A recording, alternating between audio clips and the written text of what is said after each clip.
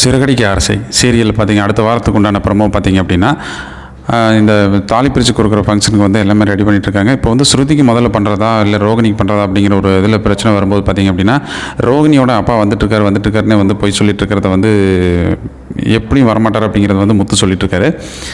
அதனால் வந்து மனோஜ் என்ன பண்ணுறாரு அப்படின்னா ரோகிணிகிட்ட போயிட்டு எந்த ஃப்ளைட்டில் வராரு, நான் ஃப்ளைட்டில் ட்ராக் பண்ணி இங்கே வந்திருக்காரு என்ன நான் பார்க்குறேன் அப்படின்னு சொல்லும்போது வந்து அதையுமே வந்து ரோகிணி வந்து எப்படியாவது வந்து சமாளித்து வந்து மனோஜை வெளியே அனுப்பிடுறாங்க. அதுக்கப்புறமா வந்து இன்னொரு குரூப், அதாவது வந்து இன்னொருத்தரை வச்சு வந்து முத்துவை வந்து குடிக்க வச்சு இந்த பிரச்சனையை வந்து முத்துனால ஒரு பிரச்சனை வர மாதிரி நம்ம பண்ணிட்டோம் அப்படின்னா நம்மளை மறந்துடுவாங்க அப்படின்னு சொல்லி ரோகிணியோட ஃப்ரெண்டும் வந்து பக்காவாக பிளான் போட்டு வந்து வேலை செஞ்சுட்ருக்காங்க.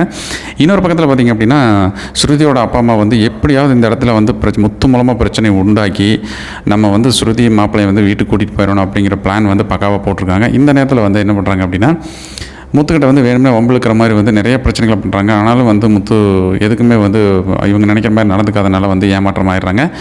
அதுக்கப்புறம் பார்த்திங்க அப்படின்னா ஸ்ருதிக்கு வந்து தாலி பிரிச்சு கோர்க்கிற ஃபங்க்ஷன் முடிஞ்சதுக்கப்புறம் பார்த்திங்க அப்படின்னா மீனா வந்து ஸ்ருதியோட ரூமுக்கு போயிட்டு வந்து க்ளீன் பண்ணிடலாம் அப்படின்னு சொல்லி போகும்போது வந்து அங்கே மாலை எடுத்து பார்க்குறாங்க. அதில் வந்து ஸ்ருதியோட செயின் வந்து அதில் மாட்டியிருக்குது.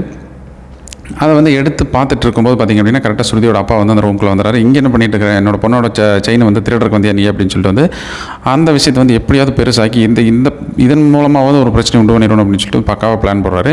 அதுக்கப்புறம் வந்துட்டு எல்லாரும் ஃபேமிலி முன்னாடி வந்து மீனா வந்து என்னோட பொண்ணு நகை திருடுறக்கு வந்துட்டு அப்படின்னு சொல்லி வந்து கேட்கும்போது வந்து என்ன குடும்பம் அப்படின்னு சொல்லி அண்ணாமலை குடும்பத்தை வந்து ரொம்பவே கேவலம் பேசுகிறாரு.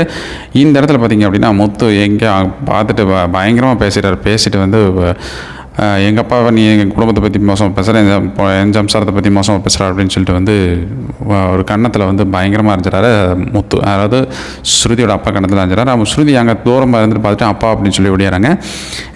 எங்கள் அப்பாவே அடிச்சிட்டிங்களா, உண்மையில் வந்து நாங்கள் வீட்டுக்கு வரமாட்டேன் அப்படிங்கிற மாதிரி சொல்லும்போது வந்து அந்த இடத்துல ஃபங்க்ஷனுக்கு வந்துருக்கிற ஒரு ஹையர் ஆஃபீஸரை வந்து முத்துக்கு சப்போர்ட்டாகவே பேசிகிட்டு இருக்காரு.